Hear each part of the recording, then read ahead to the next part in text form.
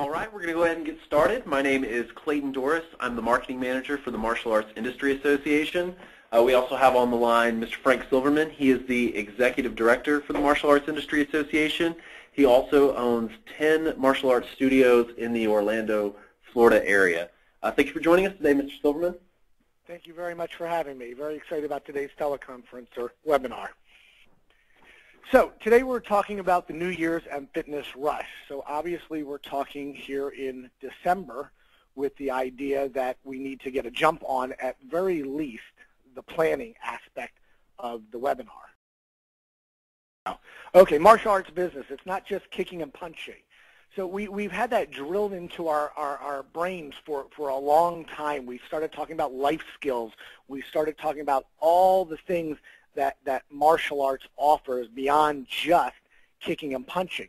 And the truth is, fitness is one of those things. It just happens to be the time of year that we start talking about other values that martial arts has other than the kicking and punching, meaning how do we get in shape? So if this was the back to school time, I'd be doing a webinar and saying, let's talk about life skills. Let's talk about how to get better grades. Let's talk about concentration.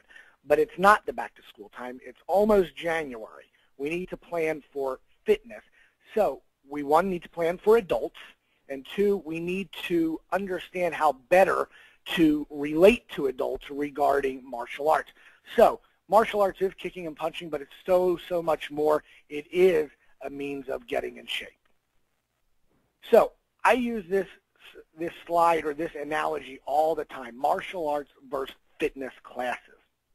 I pull out a sheet of paper, and if you can see, we've taken this sheet of paper and demonstrated it. I say this whole sheet of paper is all the adults in the world.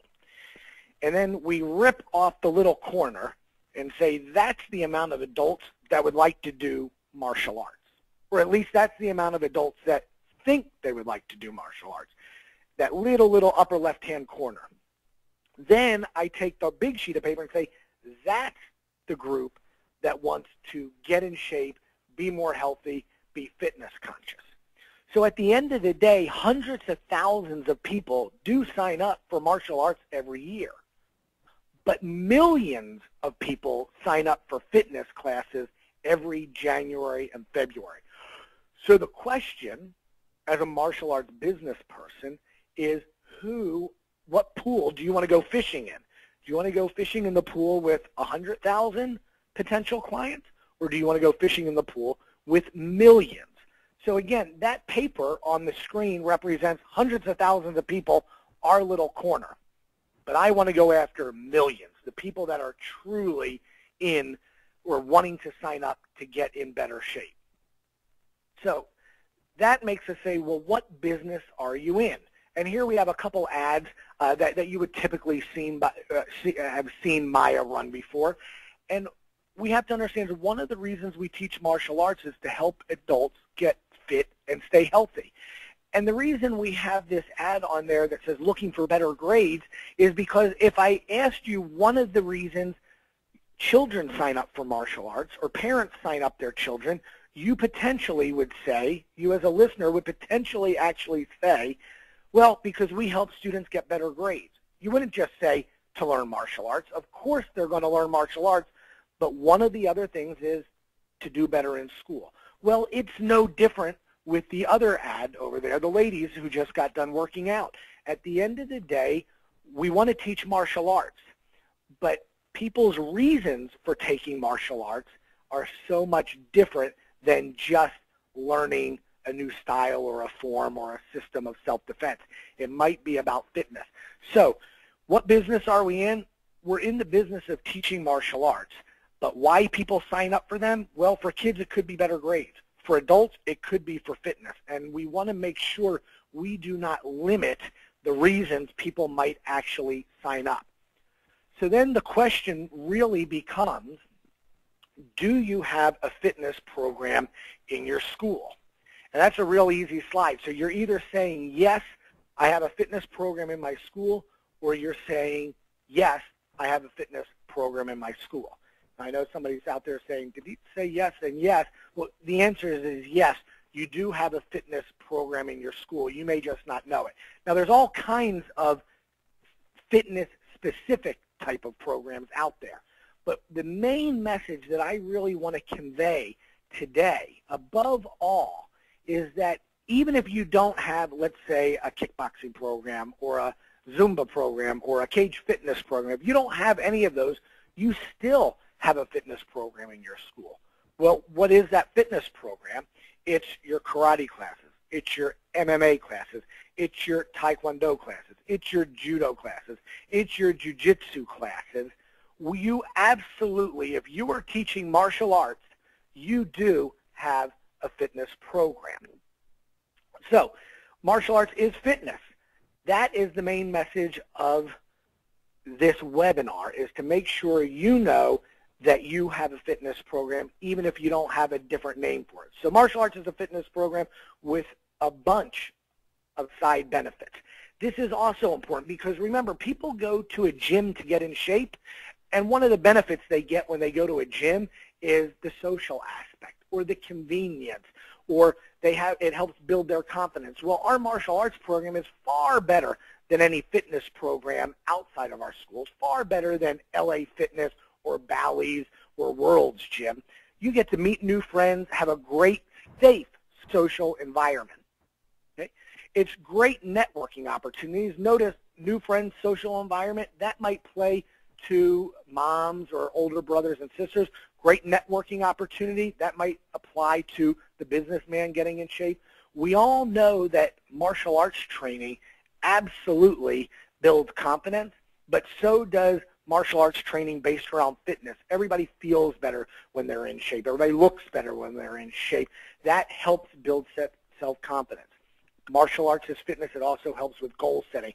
I would suggest that in our martial arts school, that is something we do far better than any gym out there. Sometimes parents or adults go to gyms and they check in, they check out. They go work out, they hop on the bike, they hop in a class, and that's it. And nobody's working with them. The neat thing about martial arts training, it's not really personal training, but a good instructor adds that aspect to the class, that they feel like there's a personal trainer, and that helps with setting goals and keeping goals. Of course, martial arts develops a healthier lifestyle, and there's so many more things. You can fill that list out.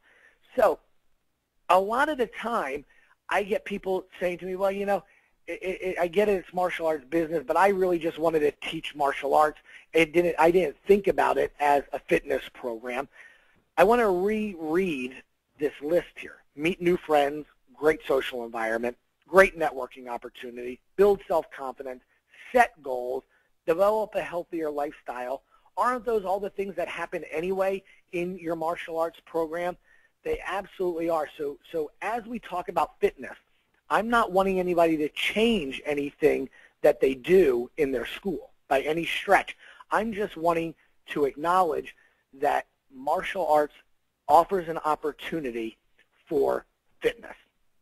Now, the next thing is, it's about the message then. If we already offer fitness in our schools, we just call it taekwondo, judo, jiu-jitsu, MMA, it's about what message are you delivering. So, your message that you deliver during back to school to children is probably along the lines of concentration, self-discipline, focus, and respect. But come summertime, it's not that you stop doing that, but you might change your marketing towards children more towards what to do when school's out, camps in, afternoon type classes, pure fun in the martial arts. So your message changes. Well, the same thing happens this unique time of year, meaning the new year. During the new year, specifically, people are signing up to get in shape and to lead a healthier life. And they're specifically doing that in January and February. So we want our marketing to mimic that. So in these examples, you have New Year's resolutions, you have fitness challenge, and these are just some examples.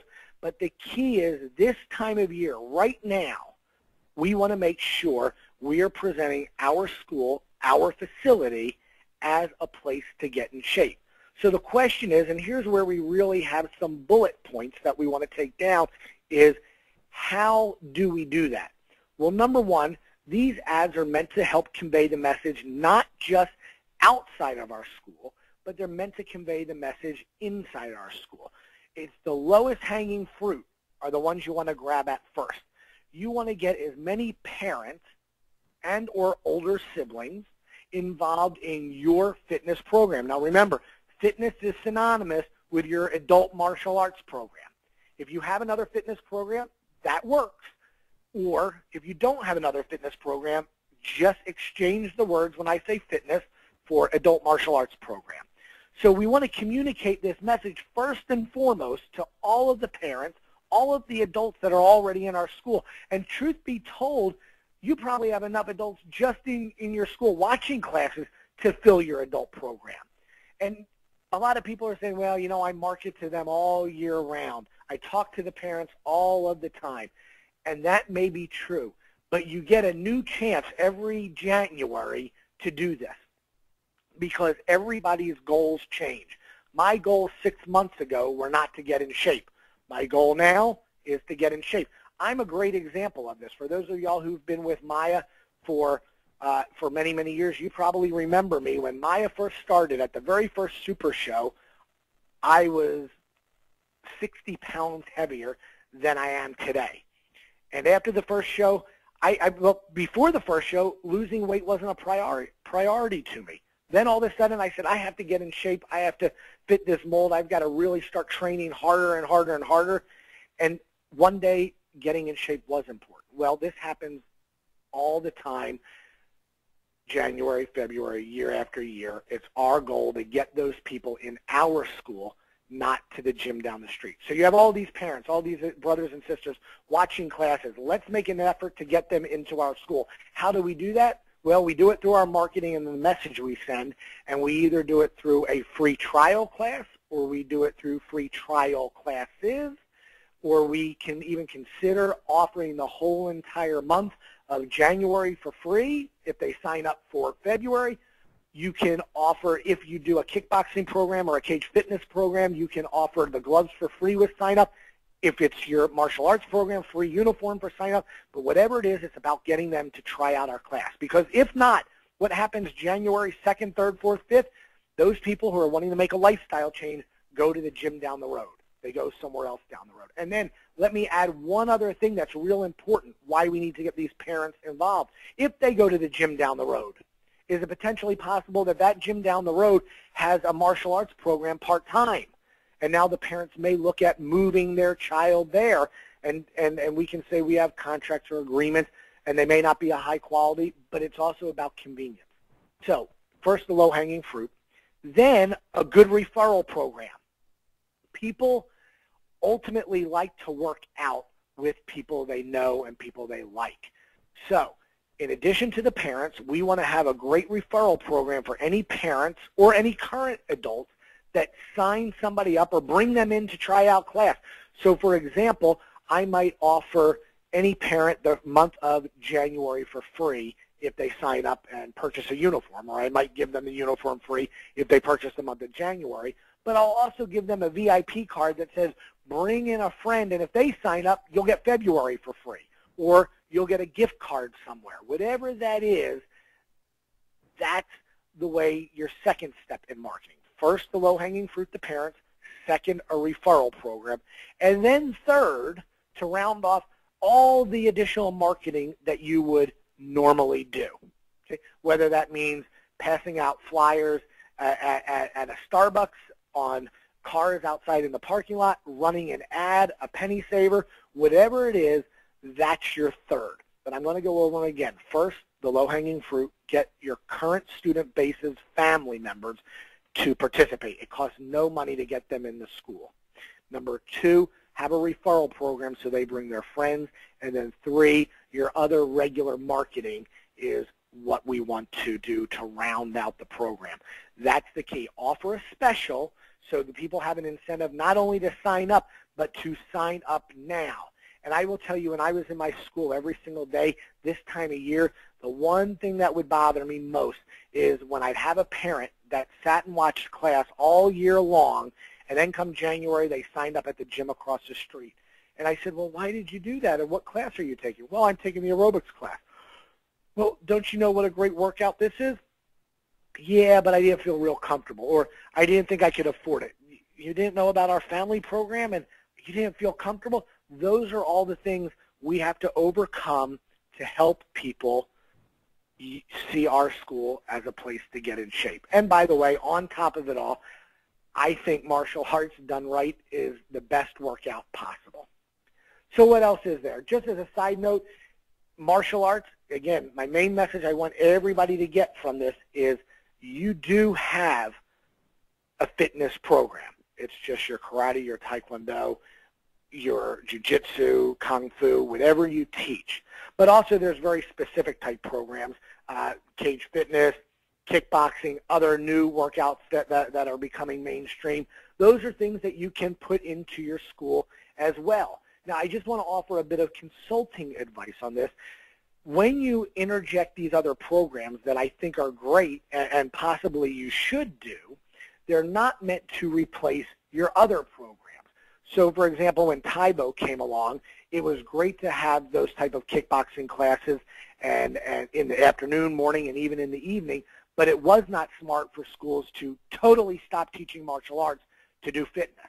Okay, martial arts will always be around. Fitness crazes will come and go. So these are great programs to implement in addition to your training if you want to. But again, I want to stress that nobody has to do that. You have the best martial arts fitness program in the world in your school right now. It's whatever you're already teaching. The question is, are you marketing it that way and sending the right message so people know that? With that in mind, now is a great time to answer any questions that anybody may have had regarding martial arts fitness in this time of year. Thank you, Mr. Silverman. I'd like to direct our attendees to the questions panel on their GoToWebinar screen. If you have any questions for us, feel free to go ahead and type them in there, and we'll have Mr. Silverman answer them. We've already had a few questions come in. The first question, Mr. Silverman, is how much should I charge for my fitness program?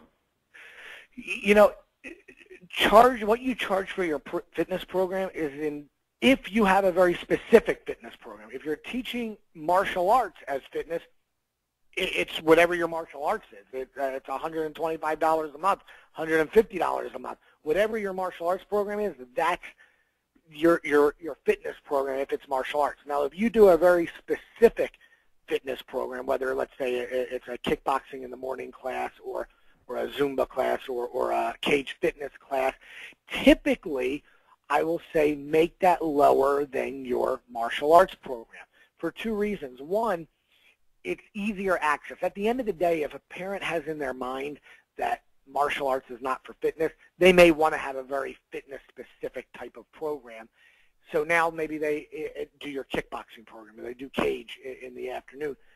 By having it lower than your regular martial arts program, it leaves your martial arts program to be an upgrade program later on. Once they become comfortable with the school, once they become comfortable with the instructors, you can now upgrade them into your martial arts program.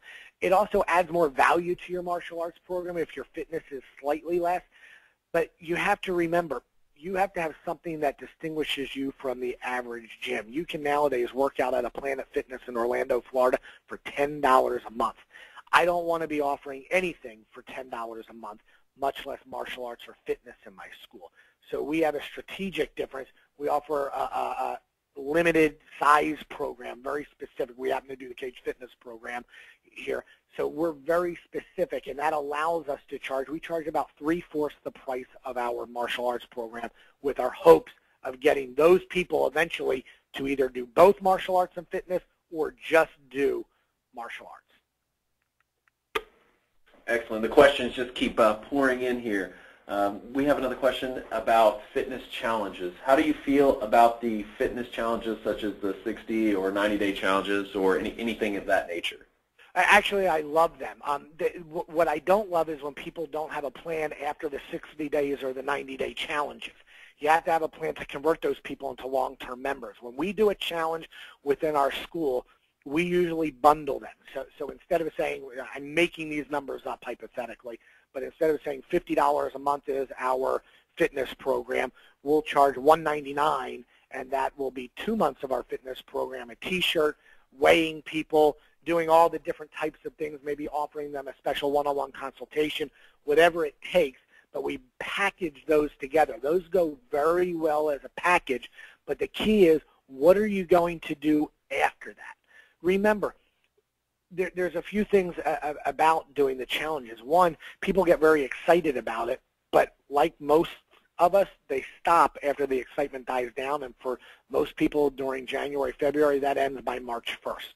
Okay, so we want to have something exciting going on, but also some reason for them to continue their training afterwards.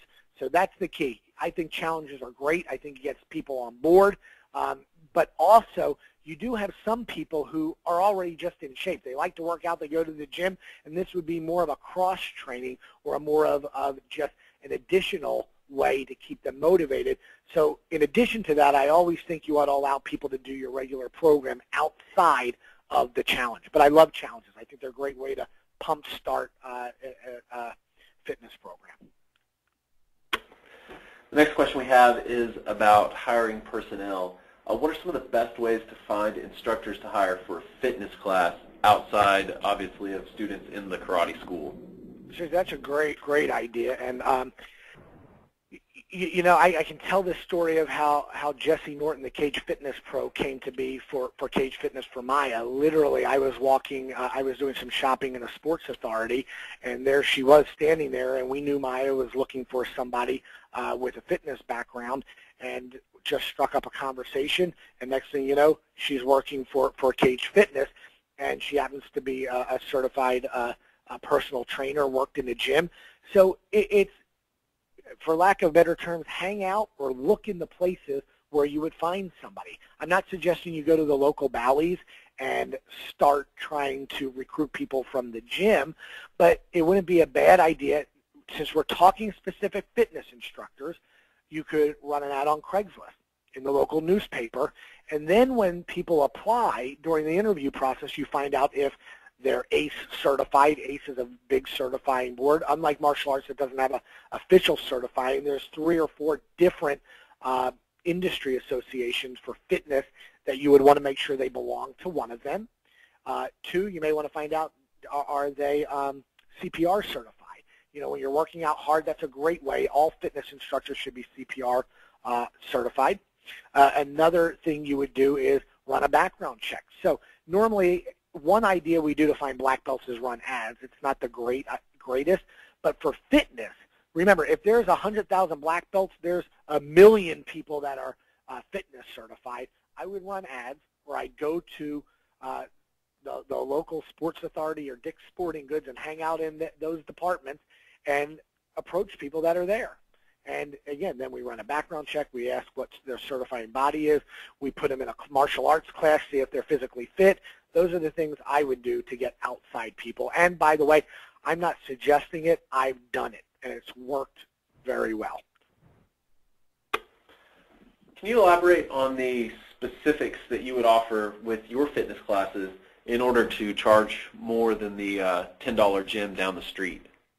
It's about what is the strategic value. So in our class, one, we say they're using the Cage Fitness program. So one, there's a piece of equipment that is very unique to our program that they can't get anywhere else. So that's number 1. 2, we say our instructors are certified not in just whatever their body, but they go through rigorous training of our martial arts school. Also, by nature of your average school, even if you had 100 people or 500 people in your fitness program, that's going to be far less than the 10,000 people, and that's usually a number that some of these gyms actually have there. But the real strategic point that we're going to drive home to people is our instructors are there to help motivate you. You can always pay for personal training with our instructors, but you're going to get a certain level of individual attention anyway, because our instructors aren't here just to sign a time clock. They're here to work for you to help you meet your fitness goals. That is the one thing I usually like about hiring a black belt from within, is if they're tied to your school, they usually have more of a vested interest than just a fitness pro. But either way, It's about your classes are probably smaller. Your equipment's probably newer or possibly unique for sure. We say they're certified through our school if they are certified through our school. We wouldn't lie about that. But most importantly, the rapport that our instructors have with our students is worth having a personal trainer. And a personal trainer could cost you $100 an hour. So for only $100 a month, you're getting somebody who's really has a vested interest in helping you meet your goals. Does that sound like I answered that right, Clayton? Sounds great to me. Make sense? Okay. I know it was right. I just want to make sure it made sense. Absolutely. We have a couple more questions. We'll take two more questions. If we haven't been able to get to your specific question during this webinar, feel free to send those questions to us. If you look at your screen, you'll see all the different ways you can contact us with those questions. But one of the questions we still have remaining are, how do you pay your fitness instructor? Okay, now that's a very good question. I'm going to give you two examples. If our school operates typically between 12 o'clock and 9:30 at night, so if our fitness class is being taught by one of our black belt instructors, in between those hours, it's part of their regular pay schedule.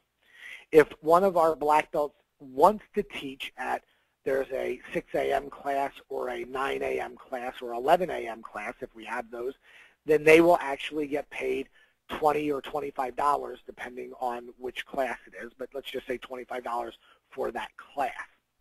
So again, if they're taught during the regular hours and they're our own instructor, if they're salaried or they get paid hourly, they're going to get paid their hourly rate, or they're going to get paid as part of their salary. If they come in early, we will pay them for that. Now, let's just say you hire a fitness instructor. Depending, if your class is a half an hour, you can't pay somebody for a half an hour. You're paying them for an hour no matter what. And the going rate tends to be between $20 and $25 an hour for a one-time class.